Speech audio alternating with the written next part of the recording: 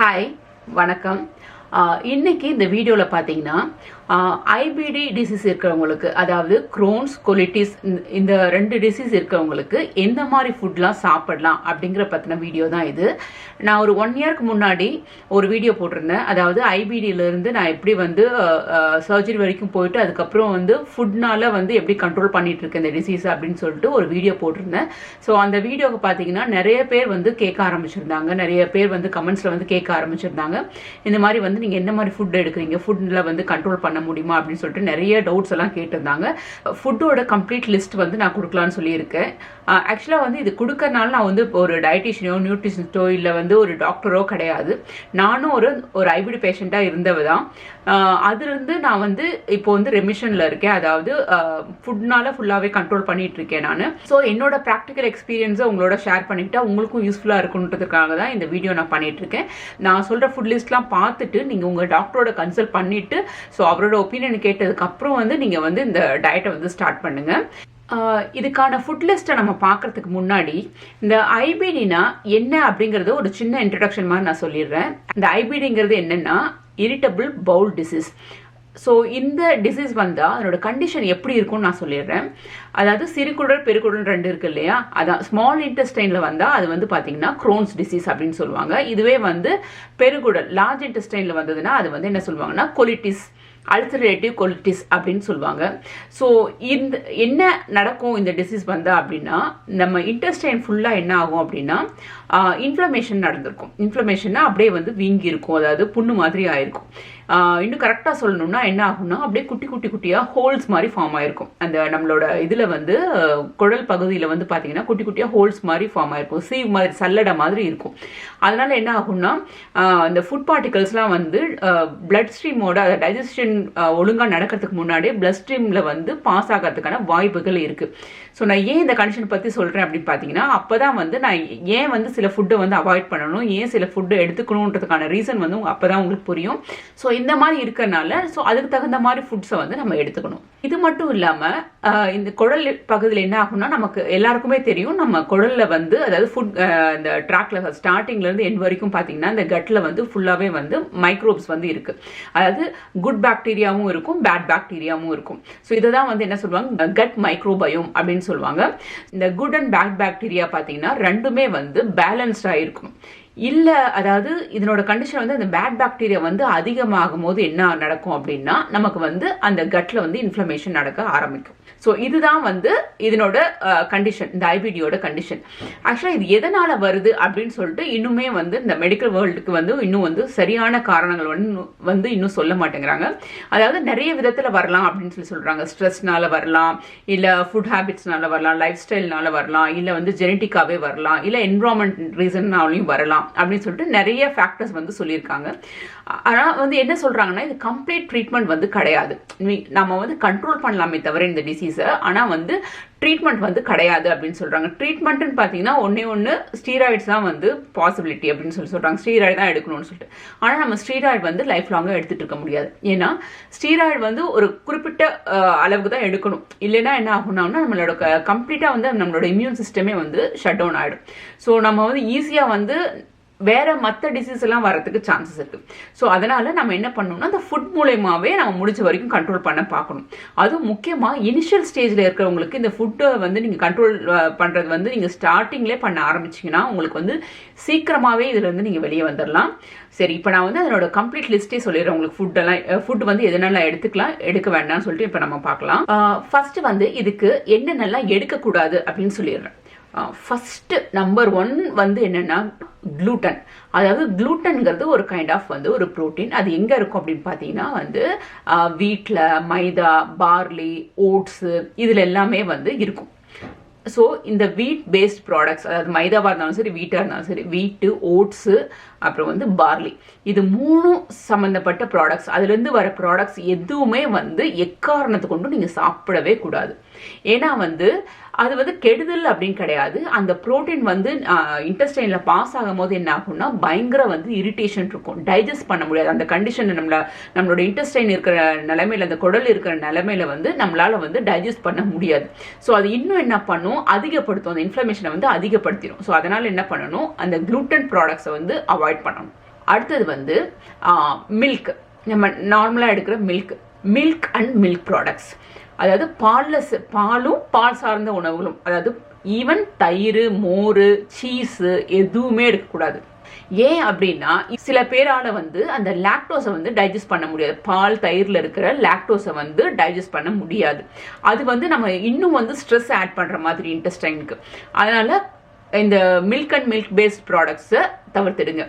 Even வந்து butter கூட எடுக்கக்கூடாது. ஏன்னா பட்டர்லேயும் கொஞ்சம் மில்க் சாலிட்ஸ் இருக்குது, அதனால பட்டரும் எடுக்காதீங்க. பட் நெய் வந்து எடுத்துக்கலாம். ஸோ வந்து மில்க் அண்ட் மில்க் ப்ராடக்ட்ஸ் கம்ப்ளீட்டாக அவாய்ட் பண்ணியிருக்கேன். ஸோ அடுத்தது முக்கியமான ஒரு விஷயம் என்னன்னா சுகர் வந்து எடுக்கவே கூடாது. எந்த ஃபார்ம்லையும் வந்து நீங்கள் வந்து ஆடட் சுகர் வந்து எடுத்துக்கவே கூடாது. சுகர்னா அப்போ வந்து ஜாகரி போட்டு சாப்பிட்லான்னாலும் ஜாகரியும் போடக்கூடாது. வெல்லம், சர்க்கரை இந்த மாதிரி எதுவுமே சேர்க்கக்கூடாது. ஆனால் வந்து தேன் வந்து சேர்த்துக்கலாம்.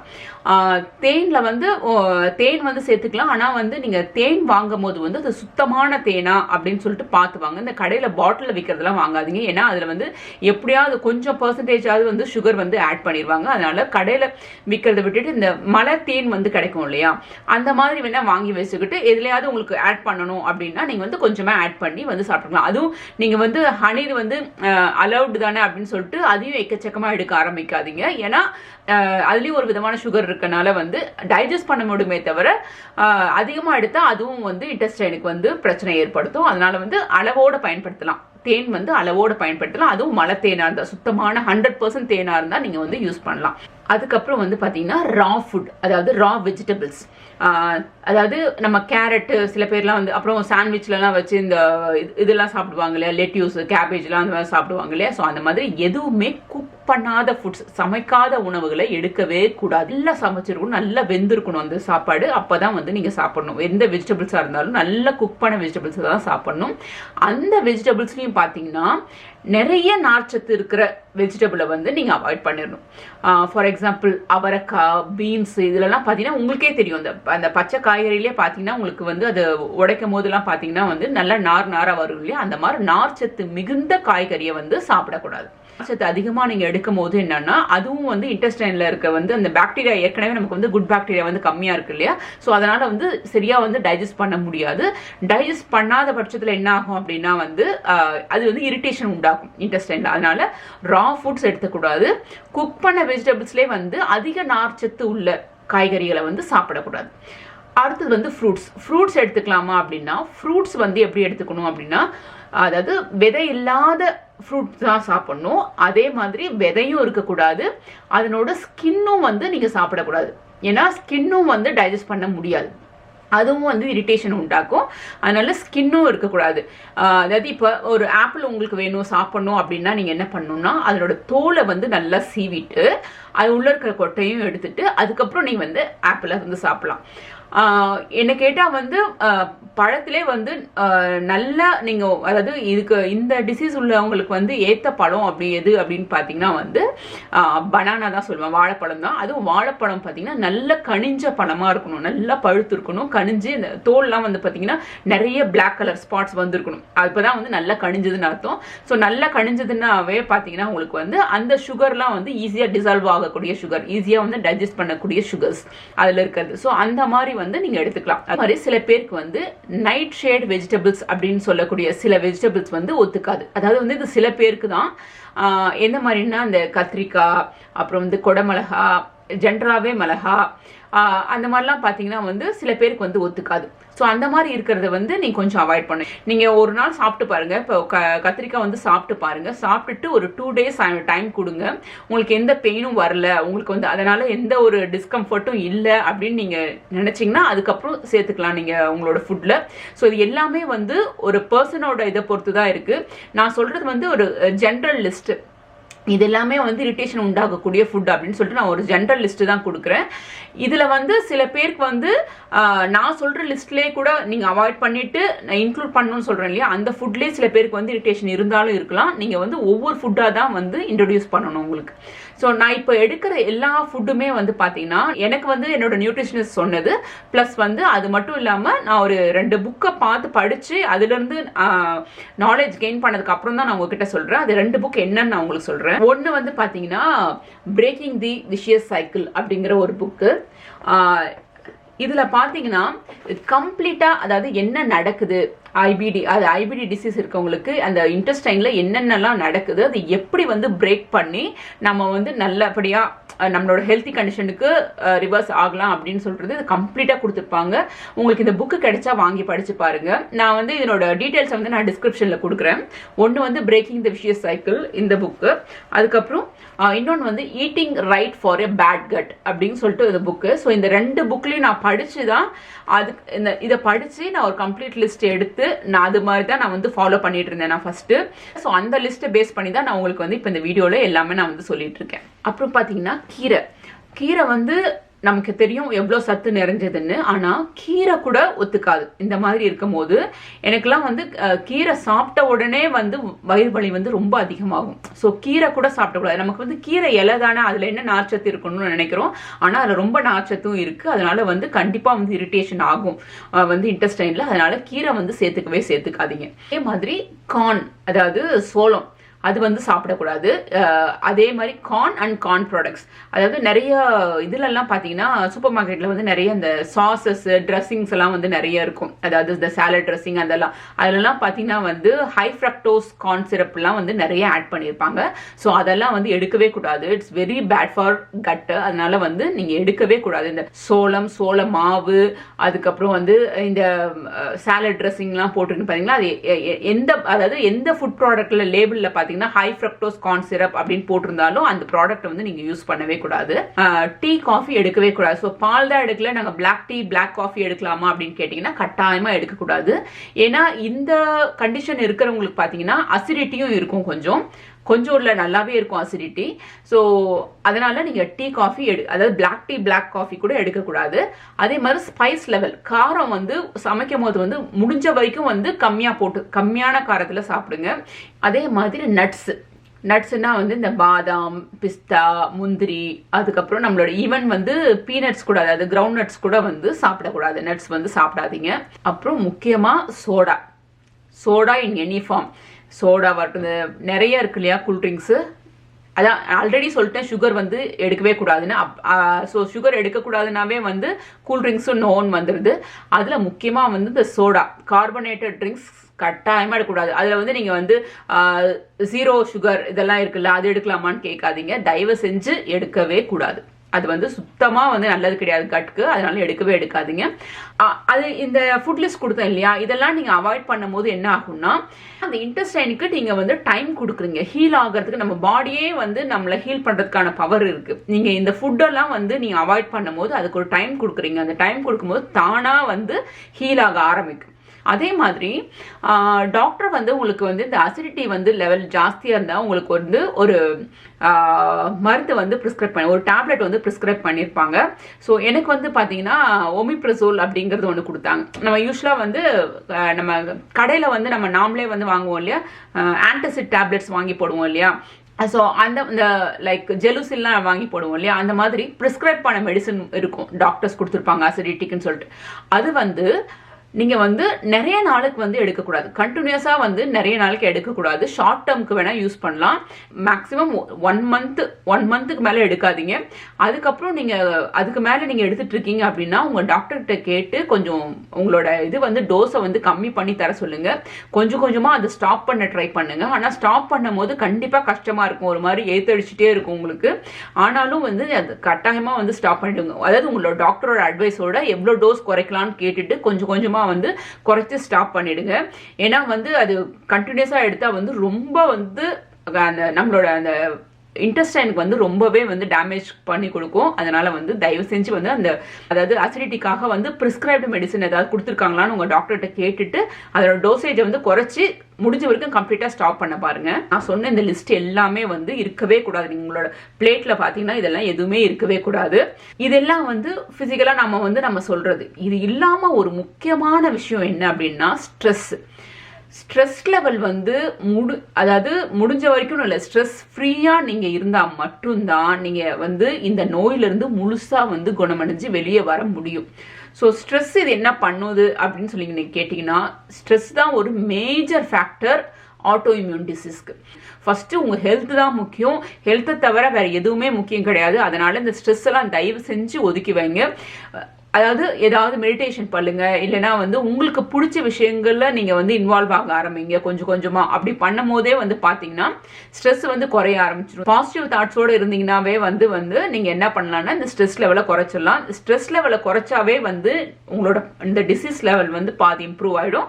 இப்போ வந்து நம்ம இதெல்லாம் அவாய்ட் பண்ணணும்னு பார்த்தீங்களா, இப்போ வந்து எதெல்லாம் இன்க்ளூட் பண்ணா நம்ம இன்னும் கொஞ்சம் நம்மளோட ஹெல்த் இம்ப்ரூவ் பண்ணிக்கலாம்னு சொல்லிட்டு இப்போ பார்க்கலாம். ஒன்லி ரைஸ் பேஸ்டு ஃபுட், அதாவது சாதம் இல்லை இட்லி தோசை, அதாவது நம்மளோட ஃபுட்டு இதுதான் வந்து இன்டெஸ்டைனுக்கு வந்து ரொம்பவே வந்து சேஃபான ஃபுட்டு. அதனால வந்து ரைஸ் பேஸ்டு ஃபுட்டு எதுனாலும் சாப்பிடலாம் நீங்கள். அதே மாதிரி காலையில் பார்த்தீங்கன்னா, காலையில் வந்து பழைய சாத கஞ்சி தான் வந்து பெஸ்ட் ஃபார் இந்த டிசீஸ். இந்த டிசீஸை வந்து நீங்கள் வந்து சீக்கிரமாக குணப்படுத்தணும்னு நினச்சிங்கன்னா காலையில் பழைய சாதம் சாப்பிடுங்க. ஏன்னா பழைய சாதத்தில் வந்து அவ்வளோ குட் பாக்டீரியா இருக்குது. நான் ஏற்கனவே சொல்லியிருக்கேன், இந்த டிசீஸில் இருக்கவங்களுக்கு வந்து குட் பாக்டீரியா வந்து ரொம்ப கம்மியாக இருக்கும், பேட் பாக்டீரியா வந்து அதிகமாக இருக்கும்னு சொல்லிட்டு. ஸோ இதை பேலன்ஸ் பண்ணணும், இந்த மைக்ரோபயோமை பேலன்ஸ் பண்ணணும் அப்படின்னா ப்ரோபயோட்டிக்ஸ் ரொம்பவே முக்கியம். நம்ம ஆல்ரெடி வந்து தயிர் எடுக்கக்கூடாதுன்னு சொல்லிட்டேன். அதனால நம்மளோட இதுக்கு வந்து இப்போ ஒரே ஒரு ஆப்ஷன் என்னன்னா, ஒன்று டேப்லெட்டாக நம்ம எடுக்கணும் ப்ரோபயோட்டிக், இல்லைனா வந்து ஃபுட்லேயே எடுக்கணும்னா அது பழைய சாத கஞ்சினால தான். ஸோ பழைய சாத கஞ்சியில் வந்து நேச்சுரலாகவே வந்து உங்களுக்கு பாக்டீரியா வந்து ஃபார்ம் ஆகும். அது வந்து ஃபர்மெண்ட் பண்ணி வச்சிருக்கோம் உங்களுக்கு அந்த ஃபுட்டை வேற. ஸோ அந்த ஃபர்மெண்டட் ஃபுட் எடுக்கும் போது அது ரொம்பவே வந்து இன்டெஸ்டைனுக்கு நல்லது. அதனால் வந்து பழைய சாத கஞ்சி சாப்பிடுங்க. அதே மாதிரி தேங்காய் பால் வந்து ரொம்ப ரொம்ப நல்லது குடலுக்கு. அதனால வந்து தேங்காய் பால் எடுங்க. முடிஞ்ச வரைக்கும் டெய்லியுமே வந்து ஒரு டம்ளர் வந்து தேங்காய் பால் எடுத்துக்கோங்க. ஸோ தேங்காய் பாலில் வந்து நீங்கள் வந்து உங்களுக்கு சேர்க்கணுன்னா சுத்தமான தேனை ஒரு ஸ்பூன் கலந்து தேங்காய் பால் குடிங்க. ஆனால் சர்க்கரை ஒரு துளி கூட சேர்க்கக்கூடாது. ஏன்னா சர்க்கரை எடுக்கும் போது பேட் பாக்டீரியாவோட growth வந்து ரொம்ப அதிகமாகும். ஏன்னா அது சர்க்கரையில் வந்து உணவாக எடுத்து தான் வந்து இந்த பாக்டீரியாவோட growth வந்து அதிகமாகும். நம்ம பேட் பாக்டீரியா வந்து அழிக்கணும் அப்படின்னா நீங்கள் வந்து சர்க்கரை சுத்தமாக சேர்த்தவே கூடாது. அதே மாதிரி நீங்கள் வந்து சாதம் சாப்பிடும் போது நல்லா வந்து சாதத்தை வந்து நிறைய முறை, சாதமாக இருக்கட்டும் பருப்பாக இருக்கட்டும், நல்லா கழுவணும். நல்லா கழுவி ஊற வச்சுட்டு முடிஞ்ச வரைக்கும் சாதம் வந்து வடித்து சாப்பிடுங்க. குக்கரில் வைக்கிறத விட வடித்து சாப்பிட்டா இன்னுமே ஈஸி டைஜஷனுக்கு. அதே மாதிரி பருப்பு வந்து நீங்கள் குக்கரில் வேக வைப்பீங்க இல்லையா, அதுக்கு முன்னாடி வந்து பருப்பை வந்து அட்லீஸ்ட் ஒரு மணி நேரம் இல்லை 2 மணி நேரமாவது நல்லா ஊற வச்சுட்டு நல்லா கழுவிட்டு அந்த தண்ணியெல்லாம் ஊற்றிட்டு அதுக்கப்புறம் அந்த பருப்பை வந்து வேக வச்சு வந்து சாப்பிடுங்க. அதுக்கப்புறம் நான் வெஜிடேரியன்ஸாக இருந்தால் நீங்கள் வந்து எக்கு வந்து தாராளமாக சாப்பிடலாம். அதாவது எக்குன்னு மட்டும் இல்லை, மீட் வந்து எல்லாமே வந்து நீங்கள் தாராளமாக எடுத்துக்கலாம். எந்த பிரச்சனையும் வராது கட்டுக்கு. ஆனால் சில டாக்டர்ஸ் வந்து ரெட் மீட் வந்து எடுக்கக்கூடாதுன்னு சொல்லுவாங்க. அதாவது மட்டன்லாம் சாப்பிடக்கூடாதுன்னு சொல்லுவாங்க. அது எனக்கு எந்த ப்ராப்ளமும் வரல மட்டன் சாப்பிட்டதுனால. எனக்கு அது வந்து என்னோட பாடி கண்டிஷன் அந்த மாதிரி. ஸோ உங்களுக்கு அந்த மட்டன் சாப்பிட்டு ஏதாவது ப்ராப்ளம் வரும் அப்படின்னு நீங்கள் நினச்சிங்கன்னா மட்டன் அவாய்ட் பண்ணிங்க. பட் சிக்கன் வந்து சாப்பிடலாம். ஃபிஷ்ஷு நல்லா சாப்பிடலாம். ஃபிஷ்ஷு ப்ரான்லாம் நிறைய சாப்பிடலாம். ஆனால் வந்து சில பேருக்கு வந்து ப்ரான்ஸ் சாப்பிடும் போது வந்து கேஸ் ப்ராப்ளம் வரும். ஸோ அதை கொஞ்சம் அவாய்ட் பண்ணிவிட்டு மற்ற ஃபிஷ்லாம் நீங்கள் எடுத்துக்கலாம். முடிஞ்ச வரைக்கும் வந்து ப்ரோட்டீன் ரிச் ஃபுட்டாக எடுக்கிறது வந்து ரொம்பவே நல்லது. ப்ரோட்டீன் நீங்கள் எவ்வளோ தூரம் எடுக்கிறீங்களோ அப்போ தான் வந்து ஹீலிங் வந்து அதிகமாக, அதாவது ஹீலிங் வந்து ஃபாஸ்டராக இருக்கும் இன்டெஸ்டைனில். அதனால் வந்து ப்ரோட்டீன் ரிச் ஃபுட் எடுத்துக்கோங்க. அதுக்கப்புறம் பார்த்தீங்கன்னா நீங்கள் மட்டன் சாப்பிடக்கூட வேண்டாம். ஆனால் வந்து மட்டன் சூப் வந்து ரொம்ப ரொம்ப நல்லது. அதாவது மட்டன் எலும்பை வாங்கி நல்லா வந்து நீங்கள் சூப் வச்சு குடிச்சிங்கன்னா அது ரொம்ப நல்லது. ஏன்னா வந்து அந்த போனில் சுற்றி இருக்கிற அந்த கொலாஜன் எல்லாம் வந்து ரொம்பவே நல்லது. நீங்கள் வந்து அது சாப்பிடும் போது என்ன ஆகும் அப்படின்னா, சூப் எடுக்கும் போது அந்த இன்டெஸ்டைனில் அந்த ஓட்டையாக இருக்குன்னு சொன்னேன் இல்லையா, அந்த என்ன ஆகும்னா அது மேலே வந்து ஒரு லேயர் ஃபார்ம் ஆகிறதுக்கு, அது வந்து ஹீல் ஆகிறதுக்கு வந்து இந்த மட்டன் சூப்பில் இருக்கிற அந்த சத்துக்கள் எல்லாம் வந்து ரொம்பவே வந்து முக்கியம். அதனால வந்து முடிஞ்ச வரைக்கும் மட்டன் சூப் வந்து எடுத்து சாப்பிடுங்க. தேங்காய் பால் எடுத்துக்கோங்க. ரைஸ் பேஸ்டு ஃபுட்டாக சாப்பிடுங்க. பழைய சாத கஞ்சி சாப்பிடுங்க. அதுக்கப்புறம் பழம் சாப்பிட்றதுனா நல்ல கனிஞ்ச பழமாக சாப்பிடுங்க. ஸோ இதெல்லாம் தான் வந்து நீங்கள் சாப்பிட வேண்டியது. ஸோ சாப்பிட்ற லிஸ்ட் பார்த்தீங்கன்னா ரொம்பவே கம்மியாக தான் இருக்கும். பட் வந்து வேற வழி இல்லை. நீங்கள் வந்து இந்த கண்டிஷன்லேருந்து வெளியே வரணும்னா நீங்கள் வந்து ஃபுட் கண்ட்ரோலாக இருந்து தான் ஆகணும். ஏன்னா உங்களுக்கே தெரிஞ்சிருக்கும் நேரத்துக்கு டாக்டர்கிட்ட போயிருந்தா சொல்லியிருப்பாங்க இதுக்கு வந்து ட்ரீட்மெண்ட் கிடையாது, நீங்கள் வந்து லைஃப் லாங் வந்து ஏதாவது அந்த இன்ஜெக்ஷன் எடுக்கணும்னு சொல்லியிருப்பாங்க, இல்லைன்னா ஸ்டீராய்டில் தான் எடுக்கணும்னு சொல்லியிருப்பாங்க. பட் ஸ்டீராய்ட்லேயோ மற்ற மெடிசன்லேயோ இருந்தீங்கன்னா லைஃப் லாங் வந்து இருக்கிறது ரொம்ப கஷ்டம். உங்களோட பாடி வந்து ரொம்ப வீக் ஆகிடும். அதனால் வந்து நீங்கள் என்ன பண்ணுங்கள், தயவு செஞ்சு நான் சொன்ன இந்த ஃபுட் லிஸ்ட்லாம் பார்த்துட்டு எழுதி வச்சுக்கோங்க. நீங்கள் ஒரு பேப்பரில் எழுதி வச்சுக்கிட்டு அதை மட்டும் ஃபாலோ பண்ணி நீங்கள் வந்து எடுத்துக்கோங்க. அதுக்கப்புறம் நீங்கள் வந்து பார்த்தீங்கன்னா உங்களோட கண்டிஷன் இம்ப்ரூவ் ஆகிறத பொறுத்து நீங்கள் ஃபுட் லிஸ்ட்டை வந்து கொஞ்சம் கொஞ்சமாக வந்து நீங்கள் அதாவது அவாய்ட் பண்ணிங்க பார்த்தீங்களா, அது ஒன்றா வந்து இன்ட்ரடியூஸ் பண்ணிக்கலாம். பட் உங்களோட கண்டிஷன் ஃபுல்லாக ரிவர்ஸ் ஆனதுக்கு அப்புறம் தான் நான் சொன்ன அந்த லிஸ்ட்லேருந்து நீங்கள் வந்து இன்க்ளூட் பண்ணணும். ஸோ உங்களோட கண்டிஷன் வந்து எப்படி இருக்குது, இம்ப்ரூவ் ஆயிருக்கா இல்லையா அப்படின்னு செக் பண்ணுறதுக்கு நீங்கள் கொலனோஸ்கோபி தான் பண்ணி பார்க்கணும் அப்படின்னு கிடையாது.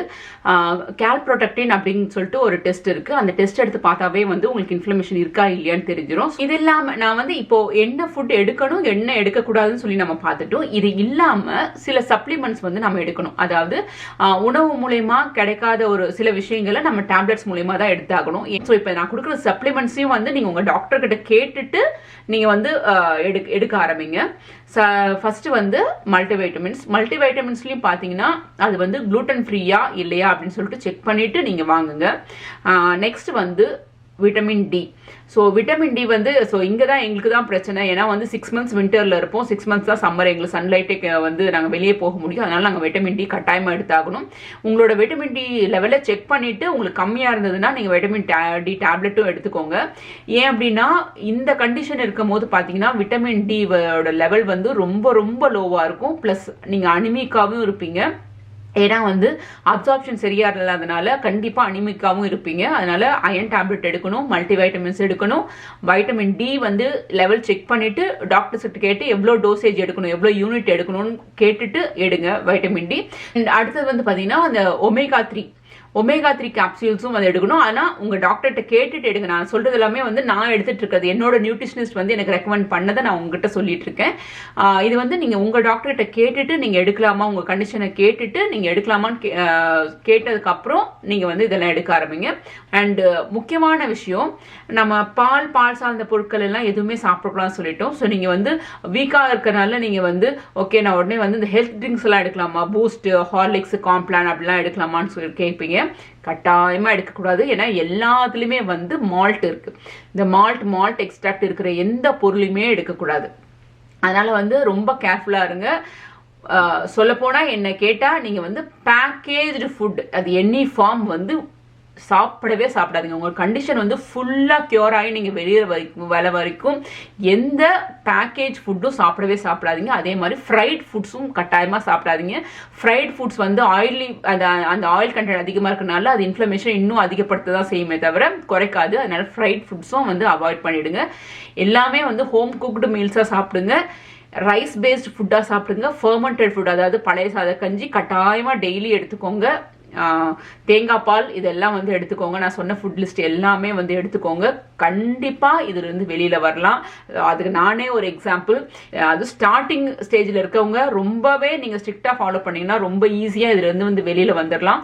ஸோ எந்த ஸ்டேஜ்ல இருக்கிறவங்களும் இதை நீங்க சாப்பிட்டீங்கன்னா வந்து அட்லீஸ்ட் உங்களோட கண்டிஷன் இதுக்கு மேல வேர்சன் ஆகாம நீங்க பாத்துக்கலாம். உங்களுக்கு இதுல வேற ஏதாவது டவுட்ஸ் இருந்ததுன்னா மறக்காம நீங்க கமெண்ட்ஸ்ல கேளுங்க, நான் கட்டாயமா ஆன்சர் பண்ணுவேன். அப்படி உங்களுக்கு இல்ல பர்சனலா ஏதாவது கேட்கணும் அப்படின்னாலும் என்னோட இன்ஸ்டாகிராம் ஐடியும் கீழே கொடுத்துருக்கேன். நீங்க இன்ஸ்டாகிராம் என்ன ஃபாலோ பண்ணீங்கன்னா நீங்க அங்க வந்து எனக்கு வந்து டிஎம் பண்ணுங்க. அங்க மெசேஜ் பண்ணீங்கன்னா கட்டாயமா நான் வந்து உங்களுக்கு ரிப்ளை பண்ணுவேன். ஸோ கண்டிப்பா வந்து நம்ம இதுல இருந்து வெளியில வந்துடலாம் கட்டாயமா. ஸோ அதனால வந்து பயப்படாம தைரியமா இருங்க. இந்த நான் சொன்ன ஃபுட்டு வந்து எதெல்லாம் அவாய்ட் பண்ணுமோ அதெல்லாம் அவாய்ட் பண்ணிட்டு எதெல்லாம் இன்க்ளூட் பண்ணுமோ அதெல்லாம் இன்க்ளூட் பண்ணிங்க, சாப்பிடுங்க. கண்டிப்பா வந்து எல்லாருமே ஹெல்த்தி ஆகலாம். இன்னொரு வீடியோல சந்திக்கலாம். நன்றி.